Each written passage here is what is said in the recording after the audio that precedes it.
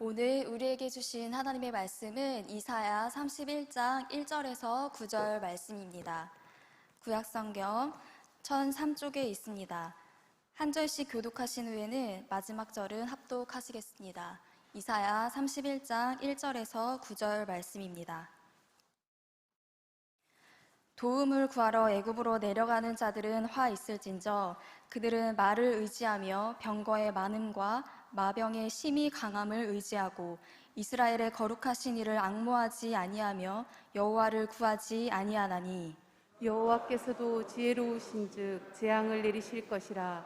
그의 말씀들을 변하게 하지 아니하시고 일어나사 악행하는 자들의 집을 치시며 행악을 돕는 자들을 치시리니. 애굽은 사람이요 신이 아니며 그들의 말들은 육체요 영이 아니라 여호와께서 그의 손을 펴시면 돕는 자도 넘어지며 도움을 받는 자도 엎드러져서 다 함께 멸망하리라. 여호와께서 이같이 내게 이르시되 큰 사자나 젊은 사자가 자기의 먹이를 움키고 으르렁거릴 때에 그것을 치려고 여러 목자를 불러왔다 할지라도 그것이 그들의 소리로 말미암아 놀라지 아니할 것이요 그들의 떠듬으로 말미암아 굴복하지 아니할 것이라. 이와 같이 나 만군의 여호와가 강림하여 시온 산과 그 언덕에서 싸울 것이라.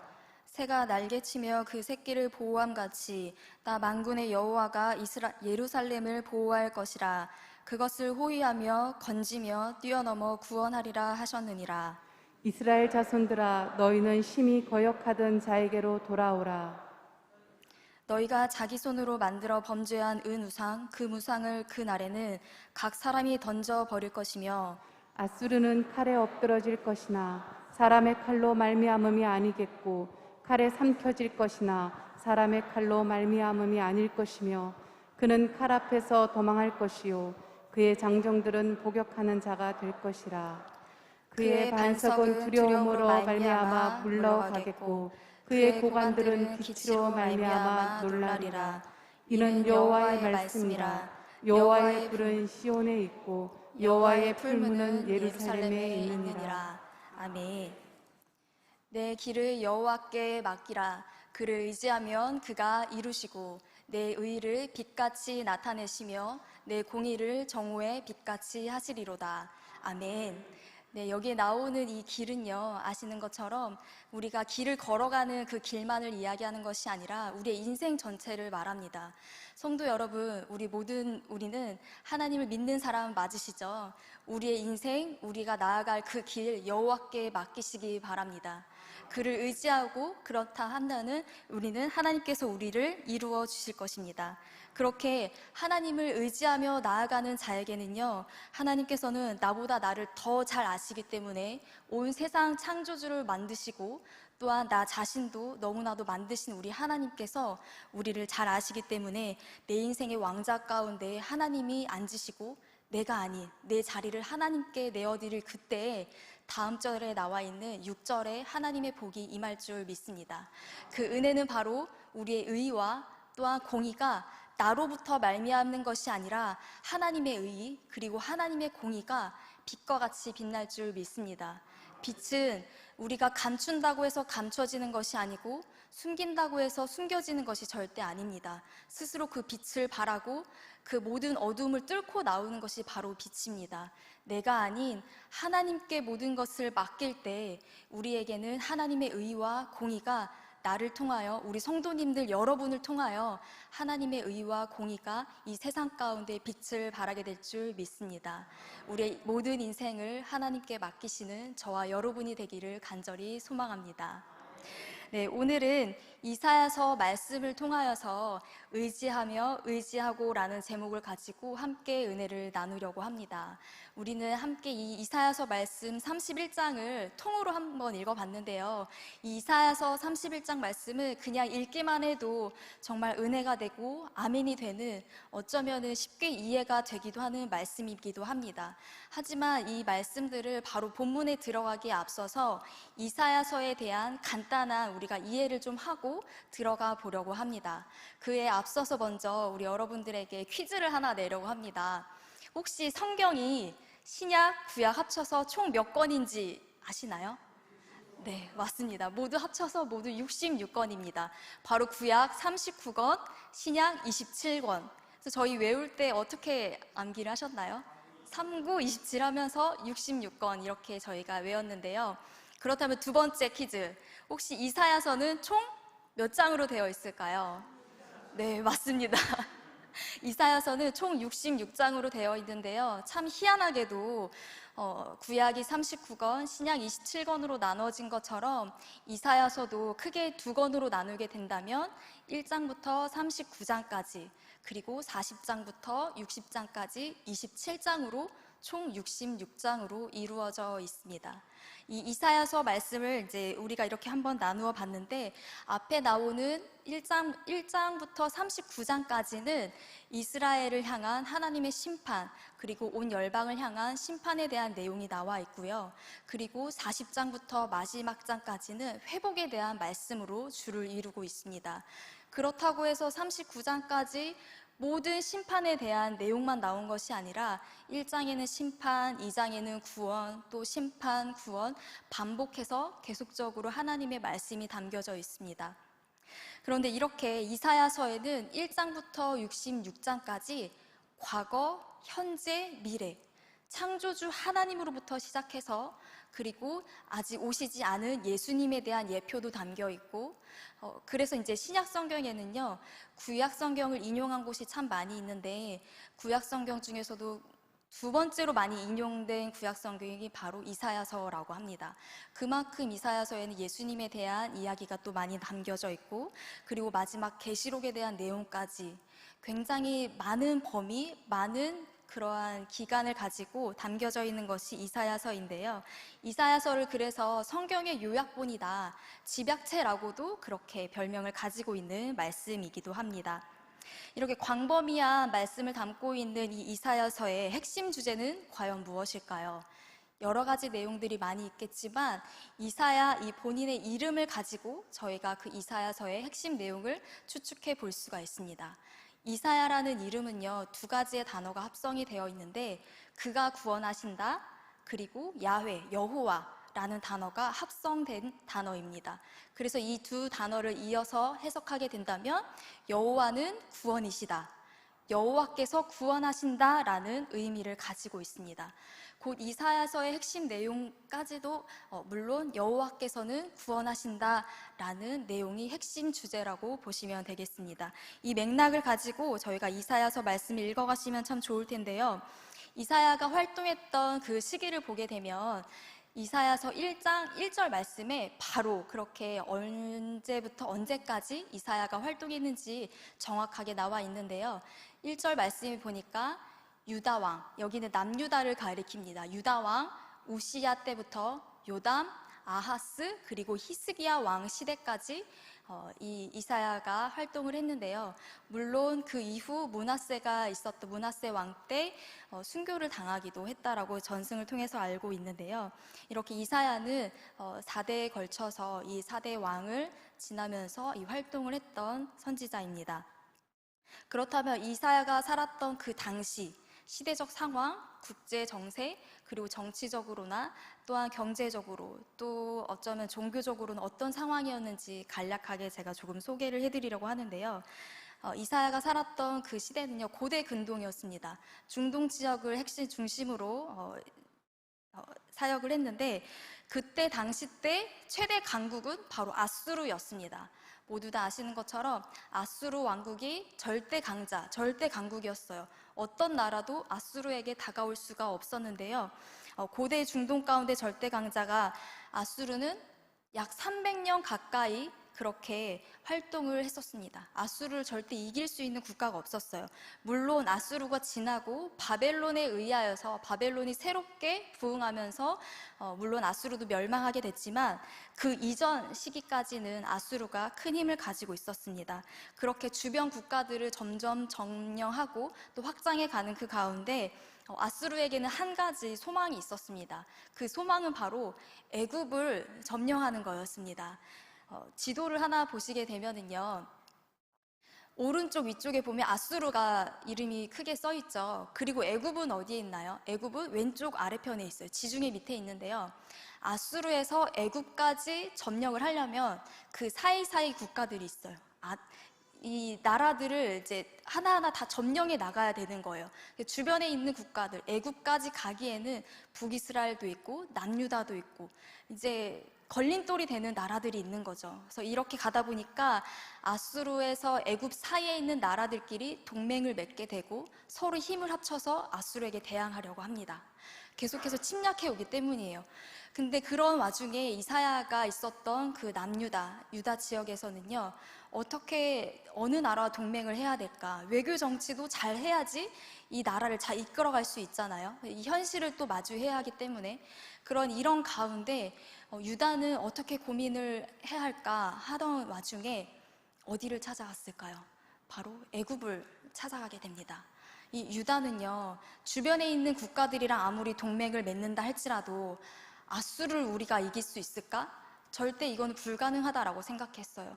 그래서 뒤로는 이제 아수르를 향해 나아가서 절하고 모든 조공을 바치기도 하면서 그렇게 외교 정치를 펼쳤는데 아수르를 향해서 나아갔지만 이 유다는요, 아무래도 이 아수르가 너무나도 극악무도하게 잔인한 나라였어요.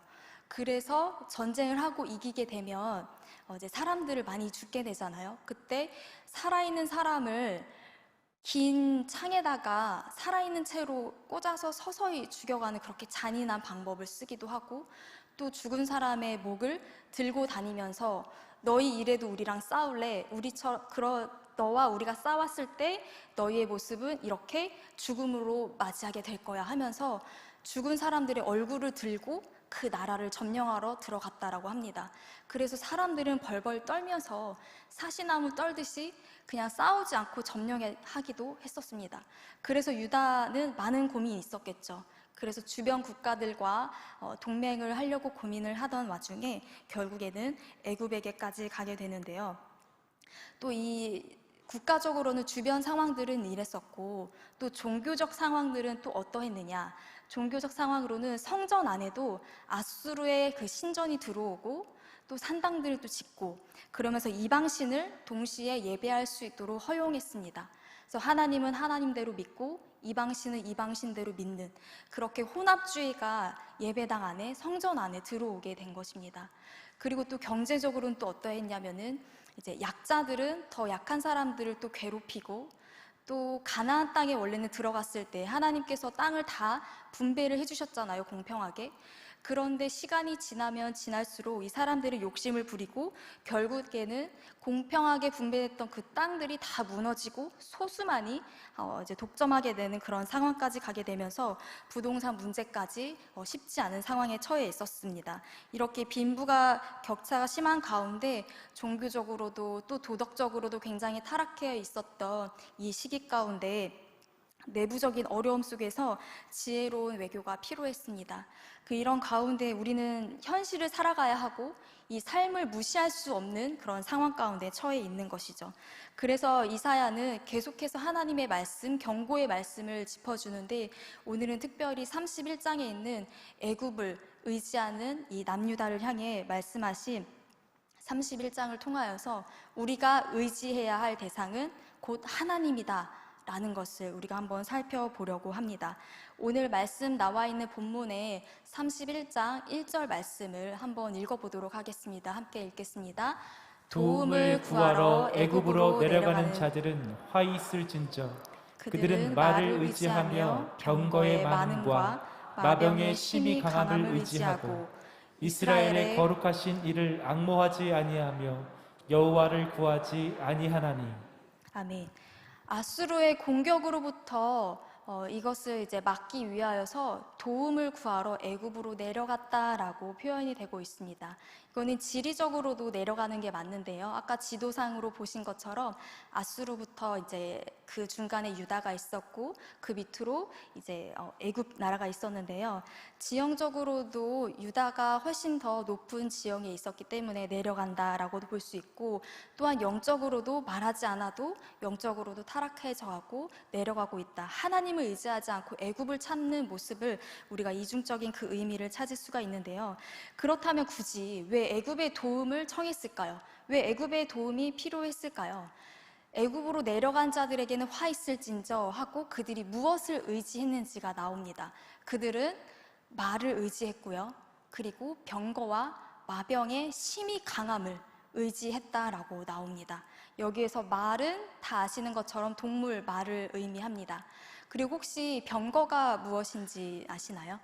병거는요, 제가 사진 하나를 이해를 돕기 위해서 하나 준비했는데요. 병거와 마병을 보시게 되면 이제 출애굽할 당시에 애굽 군사들이 이 철병거를 타고 홍해 바다를 건너고 있는 이스라엘 백성들을 쫓아왔던 그것을 한번 생각해 보시면 될 텐데요. 바로 철로 만든 수레인데 바퀴가 달린 철 수레입니다. 그래서 이것을 타고 전쟁을 하는 것인데 이 철 수레를 가지고 바로 병거라고 합니다. 그리고 이 병거 안에는 사람이 타고 있고 그 앞에서는 말이 끌고 있습니다. 여기에서 마병은 이제 말을 타고 이제 전투를 할 수 있는 군인을 의미하는데요. 말을 타고 이제 전쟁을 치를 수 있는 군사가 심히 많다라는 겁니다. 이 강함을 이스라엘 이제 유다 사람들은 의지를 한 것인데, 그냥 걸어 다니면서 칼과 창을 가지고 싸우는, 아무리 달려봐야 말 타고 뛰어가는 것을 누가 따라갈 수 있겠습니까? 그만큼 애굽에게는 이런 군사력이 막강했었고 아수르에게 대항할 만큼 큰 힘을 가지고 있었던 나라인 것입니다. 그만큼 애굽을 찾아간 것은 어쩌면 굉장히 지혜롭고 현실적이고 너무나도 당연한 이치일지도 모릅니다. 이렇게 국방이 대단한 이 애굽을 의지했던 이 모습 가운데 우리가 왜 이것이 아픔이고 어려움인지를 좀 살펴보아야 할 텐데요. 여기에서 의지하며 의지하고라고 단어가 나와 있죠. 이 의지한다라는 것을 우리가 보게 되면은, 의지한다는 것은 무엇이냐면 마음을 다해서 몸을 한쪽으로 기울이는 거예요. 몸을 한쪽을 기울인 채로 그것을 의지하는 것인데, 그렇다면 내가 의지할 대상에게 내가 몸을 기대려면 그 대상을 믿어야지, 그 대상을 신뢰해야지만 의지하고 몸을 기댈 수가 있습니다. 만약에 내가 그 의지할 그 의자, 내가 다리가 아파서 의자를 앉으려고 하는데 그 의자가 혹시 부러져 있거나 부러지면 어떡하지? 의심한 다음에 그 의자에 앉을 수 있을까요? 의자에 쉽게 앉기는 어려울 것입니다.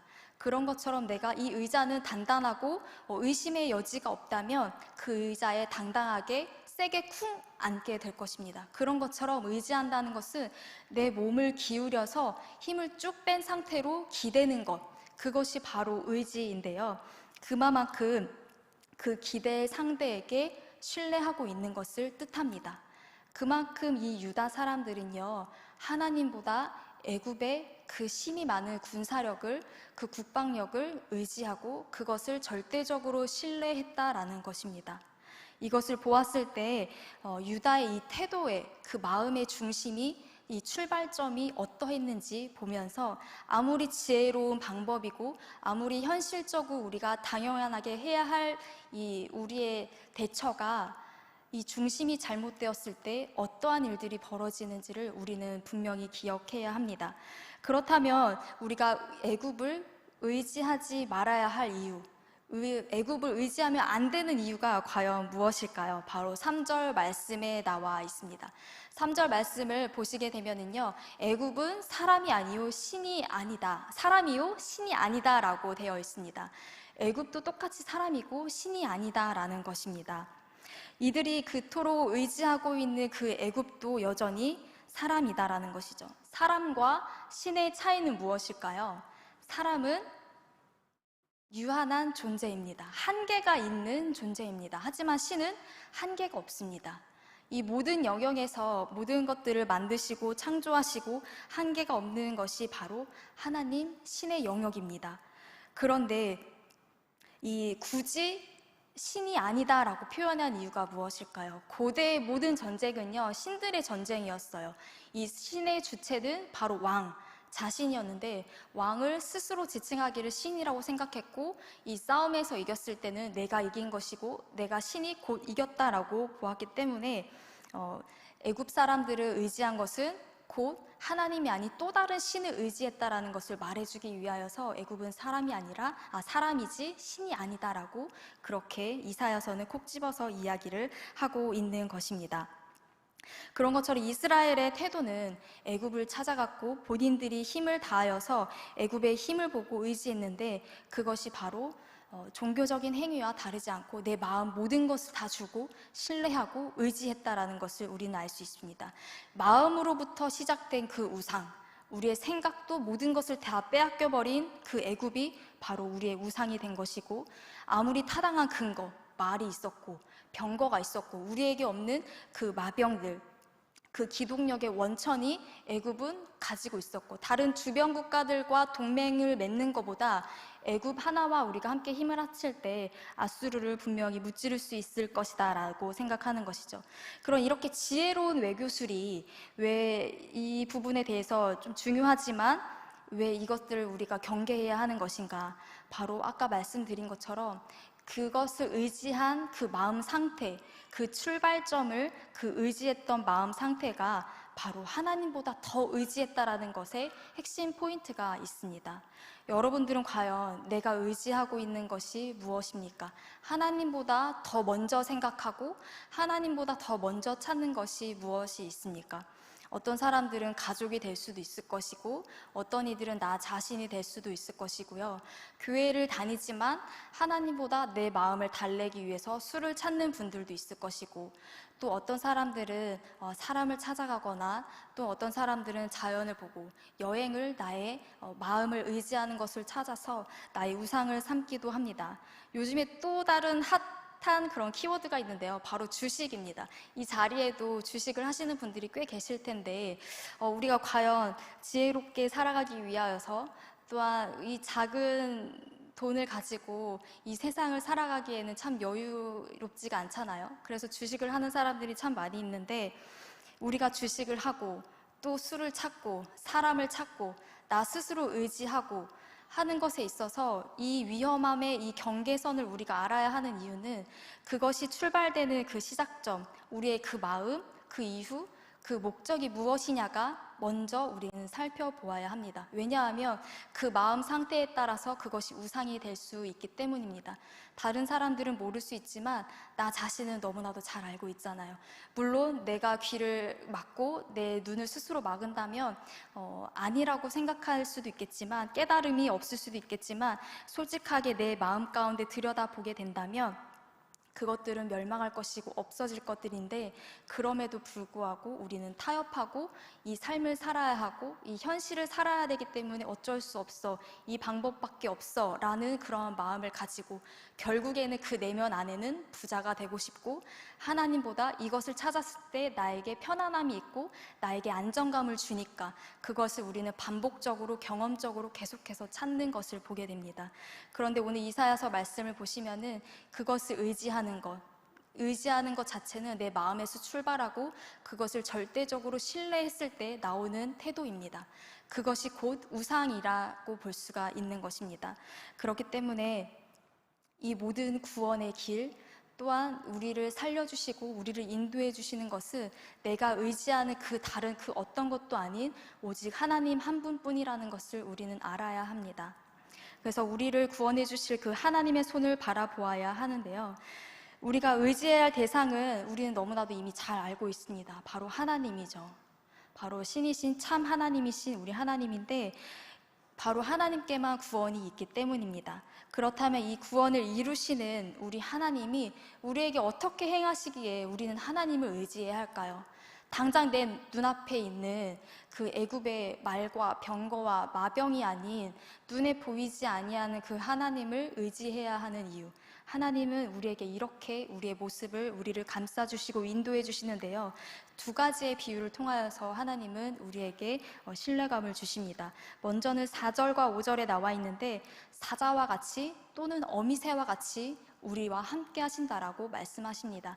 4절 말씀에 먼저 보시게 되면 사자의 비유가 나와 있어요. 사자를 보게 되면 사자가 이제 한 큰 사자나 젊은 사자가 자기의 먹이를 꽉 잡고 흔들고 있습니다. 근데 그 모습을 보고 목자들이 한 명도 아니고 여러 목자가 다가옵니다. 여러 목자가 달려와서 소리를 지르고 또 떠들어대는데 그 가운데 사자는 절대 그 먹이를 빼앗기지 않습니다. 이 사자의 모습이 바로 하나님의 모습을 나타내주고 있는데요. 우리 하나님께서는 사자가 그 먹이를 갖고 절대 놓치지 않고 그 여러 목자들이 쫓아왔을 때 굴복하지 아니하는 그 모습처럼 우리 하나님도 유다 너희에게 쫓아오는 그 많은 아수르 빽빽한 군사들이 너희를 잡아먹으려고 올 때 하나님을 의지한다면 사자가 먹이를 놓지 않는 것처럼 하나님이 너희를 절대 놓지 않으시고 그 군사들로부터 하나님은 굴복하지 않으시고 엎드리지 아니하시고 너희를 위해서 끝까지 싸우시고 너희를 빼앗기지 않을 것이다 라고 이 4절 말씀을 통해서 강력하게 말씀하십니다. 이 싸우시는 그 하나님은요 만군의 여호와라고 그렇게 칭합니다. 절대로 하나님을 대적할 군대가 없다라는 것이죠. 그리고 그 두 번째로 하나님께서는 이 유다를 또 우리를 어떻게 이끌어 가실 것이냐 5절 말씀에 나와 있습니다. 5절 말씀에 보시게 되면 새와 그 새끼를 보호하는 어미새에 대한 비유가 나와 있는데요. 이 이야기를 보게 된다면 어미새는 그 둥지 가운데 자기 새끼를 공격하는 다른 새라든지 아니면 뱀이라든지 쫓아왔을 때 그 새는 부리를 통해서 아니면 날갯짓을 통해서 아니면 소리를 외쳐가면서라도 결단코 그 새끼를 놓아주지 빼앗기지 않도록 엄청나게 그 힘을 다하여서 호위하고 보호할 것입니다. 그런 것처럼 우리 하나님께서도 너희 유다를 그 외부의 힘으로부터 하나님이 보호하시고 수단과 방법을 가리지 아니하시고 하나님께서 너희를 지키실 것이다 라면서 하나님의 그 강력한 의지를 말씀해 주고 있습니다. 이스라엘을 지키시고 구원하실 그 하나님이 너희들을 이렇게 사자처럼 어미새처럼 너희를 끝까지 잡고 놓아주지 않을 것이다 라는 것을 말씀해 주고 있습니다. 그리하여서 이 유다를 향하여 그리고 지금을 살아가고 있는 우리를 향하여 애굽을 내려가지 말고 애굽에 보여지는 그 말과 마병과 병거를 의지하지 말고 이 하나님을 의지하라 라고 하나님께서는 계속해서 말씀하고 경고해 주시고 심판이 있을 것이다 라고 그렇게 말씀하시는 것입니다. 하지만 하나님만 의지하며 나아가면 너희에겐 구원이 임하신다라고 하나님은 너무나도 강력하게 본인의 의지를 강하게 말씀해 주고 계십니다. 그러니 유다야 돌아와라 6절 말씀에 하나님께서는 오히려 우리에게 호소하십니다. 너희가 심히 거역했던 자에게 돌아오라라고 합니다. 우리가 돌아가야 할 대상은 하나님인데요. 그 하나님을 우리는 배신했고 거역했고 배반했고 반역했다라는 것을 하나님도 알고 있고 유다도 알고 있고 아수르도 알고 애굽도 이 모든 세상도 이미 알고 있습니다. 그렇기 때문에 우리가 믿는 자들이지만 세상에게 손가락질을 당하고 있는 것이 아니겠습니까? 그런 것처럼 우리가 돌아가야 할 곳은 바로 하나님입니다. 애굽에게로 돌아갈 것이 아니라 우리가 거역했던 그 하나님께 정말 눈물을 흘리면서 우리의 모든 것들을 솔직하게 고백하면서 회개하고 돌아가기를 소망합니다. 어떻게 돌아가야 하는가? 바로 그 다음 절에도 나와 있는데요. 너희가 자기 손으로 내 손으로 스스로 만들었던 그 은 우상, 금 우상, 하나님의 성전에 들고 들어왔던 내가 의지했던 그 애굽의 신, 아수르의 그 신들, 눈에 보이는 당장에 죽기 싫으니까 내가 의지했던 성전 안으로 내가 끌고 들어왔던 그 모든 우상들, 내가 기대고 의지했던 절대적으로 신뢰했던 내가 만든 그 신, 그 우상 너희가 스스로 던져버릴 것이다. 던져버려라 라고 하나님은 그렇게 말씀하십니다. 우리가 하나님께 돌아가는 길은 내가 만든 그 우상, 내가 마음을 빼앗기고 내 생각을 주고 또한 나의 모든 시간을 다 할애하면서까지 하나님보다 먼저 찾고 하나님보다 내가 의지했던 그 모든 것이 바로 내가 스스로 버릴 수 있어야 합니다. 그런 과감한 용기가 저와 여러분에게 있었으면 소망합니다.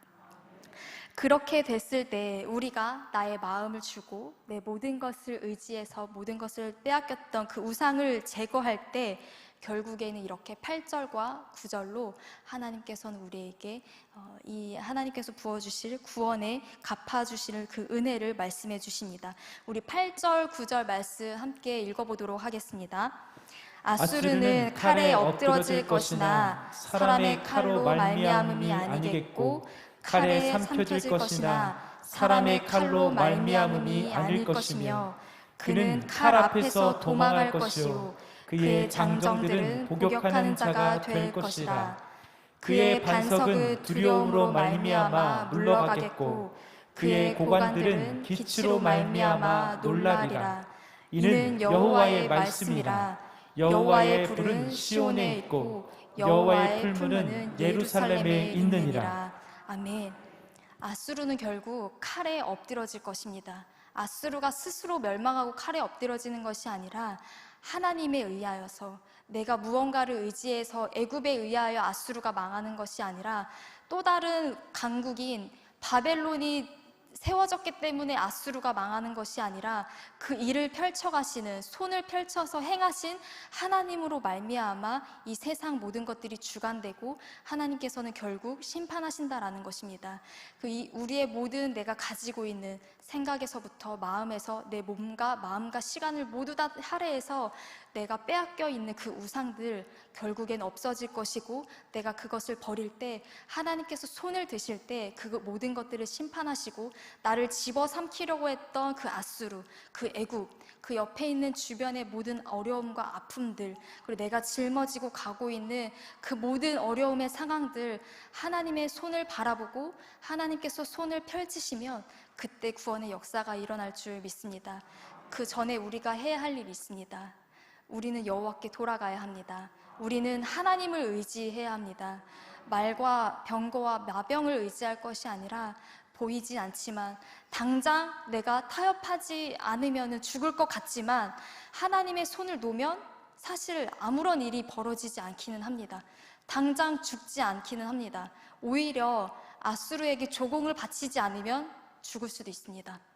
하지만 그럼에도 불구하고 우리는 결단하고 하나님을 의지하고 우리 하나님을 끝까지 심판하실 그 구원의 하나님의 그 능력의 손을 의지하시기 바랍니다.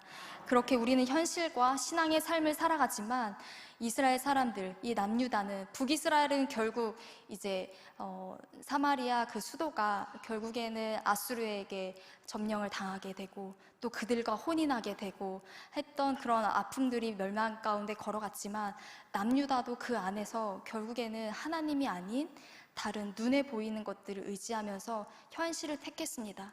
저희도 지금 하루하루 현실의 삶을 살아가야 합니다. 그렇지만 우리는 현실을 선택하면서 살아갈 때 그 중심, 나의 마음, 내가 기대고 있는 것, 전적으로 신뢰하고 있는 것, 그 출발점, 우리의 마음 상태를 늘 돌아보시고 말씀으로 우리의 그 마음을 하나님께 내어드릴 수 있는, 날마다 우리의 삶을 조명할 수 있는 저와 여러분이 되기를 소망합니다. 그리하여서 우리가 하나님의 손을 받고 나아갔으면 좋겠습니다. 만약에 우리가 도움을 받는 그것, 그리고 도움을 받거나 도움을 주는 그것이 결국에는 하나님은 다 멸망한다라고 이미 이 이사야서 31장 말씀 중에도 나와 있습니다.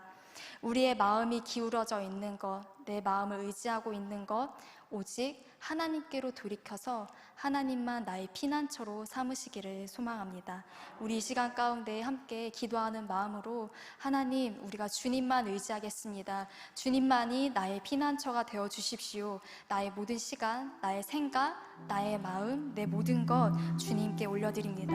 주님, 나와 함께하여 주옵소서. 주님만 전적으로 신뢰하겠습니다 하는 마음을 가지고 나의 피난처 예수 함께 찬양하겠습니다. 나의 피난처 예수 의지해요. 나의 피난처 예수 의지해요. 나의 가는 길에 거센 바람 몰아쳐와도 나의 피난처 예수 의지해요. 의지해요. 나는 영원히 주님 사랑합니다. 나는 영원히 주님 사랑해요. 나는 영원히 주님 사랑해요. 세상 어떤 것도 나의 사랑 끊을 수 없네. 나는 영원히 주님 사랑해요. 아바 아버지, 아바 아버지 나를 사랑하시니 나의 모든 것 주께 드려요. 아바 아버지, 아바 아버지 내가 여기 있으니 주님 영광 위하여 써주세요. 이 시간 함께 기도하길 원합니다. 하나님, 내 마음 가운데 이미 애굽으로 내려가 있는 것이 있습니다. 주님, 나의 애굽이 무엇입니까? 주님, 생각나게 하여 주십시오. 내가 의지하고 있는 말, 내가 의지하고 있는 이 병거와 마병, 너무나도 누가 보아도 당연히 그거 의지해야지, 그거 필요하지, 그건 타협이 아니야, 당연한 선택이야, 세상은 말하고 믿는 자들도 그렇게 말합니다. 주님, 그것이 내 안에 있습니다. 그것이 성전한 가운데 들어와 있습니다. 주님, 그것이 무엇인지 우리 각자의 그 애굽, 각자의 내 마음을 의지하고 있는 것 주님 생각나게 하여 주십시오. 그것을 주님 앞에 내려놓기를 소망합니다. 주님, 내가 의지하고 있는 것 너무나도 당연한 그것이지만 나의 그 모든 것이 하나님보다 앞선 것임을 우리가 고백하오니 주님, 오직 그 모든 것 내려놓고 주님만 의지합니다. 주님만이 나의 아버지 힘이시고 나의 피난처시고 나의 힘이십니다. 나의 구원자 되심을 주님 고백하오니 주님, 우리의 모든 우상들 주님 철저하게 깨트리시고 주님께로 돌아가겠습니다. 주님, 우리의 마음을 받아주시고 주님만 의지하는 우리의 소망 되신 주님, 우리 가운데 임재하여 주십시오. 성령 하나님이 우리를 도와주십시오 하는 그 마음을 가지고 주님, 나에게 주님의 성령의 은혜를 베풀어 주십시오.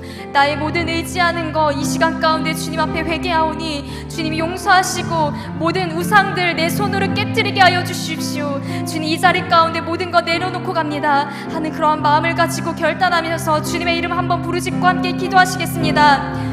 주여,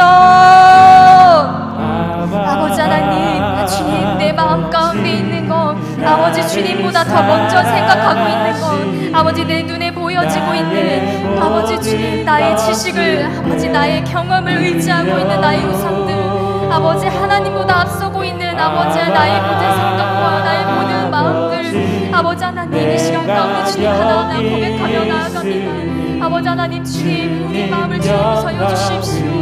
아버지 주여, 눈에 보이는 것을 인하여서 당장 이것을 내가 손에 쥐지 아니하면 죽을 것 같아서 아버지, 이것이 아니면 주님 살아갈 수